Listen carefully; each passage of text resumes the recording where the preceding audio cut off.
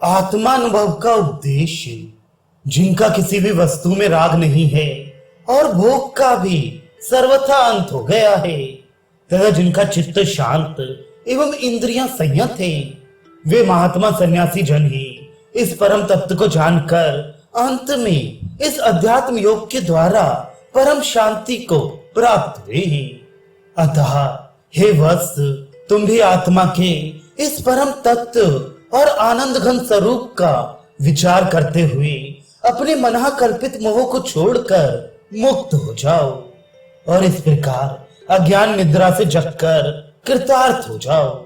समाधि के द्वारा भली प्रकार निश्चल हुए चित्त और विकसित ज्ञान नेत्रों से इस आत्म तत्व को देखो, क्योंकि यदि सुना हुआ पदार्थ निसंदेह होकर भली प्रकार देख लिया जाता है तो उसके विषय में फिर कोई संशय नहीं होता। अपने अज्ञान रूप बंधन का संसर्ग छूट जाने से जो सच्चिदानंद घन स्वरूप आत्मा की प्राप्ति होती है, उसमें शास्त्र, युक्ति, गुरु वाक्य और अंतःकरण से सिद्ध होने वाला अपना अनुभव प्रमाण है। बंधन, मोक्ष, तृप्ति, चिंता, आरोग्य और भूख आदि तो अपने आप ही जाने जाते हैं। दूसरों को उनका जो ज्ञान होता है वह तो केवल अनुमानिक ही है। श्रुति के समान गुरु भी ब्रह्म का केवल तटस्थ रूप से ही बोध कराते हैं।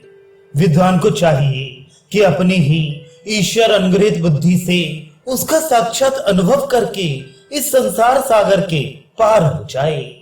अपने अनुभव से अखंड आत्मा को स्वयं जानकर सिद्ध हुआ पुरुष निर्विकल्प भाव से आनंद पूर्वक सदा आत्मा में ही स्थित रहे। वेदांत का सिद्धांत तो यही कहता है कि जीव और संपूर्ण जगत केवल ब्रह्म ही है और उस अद्वितीय ब्रह्म में निरंतर अखंड रूप से स्थित रहना ही मोक्ष है।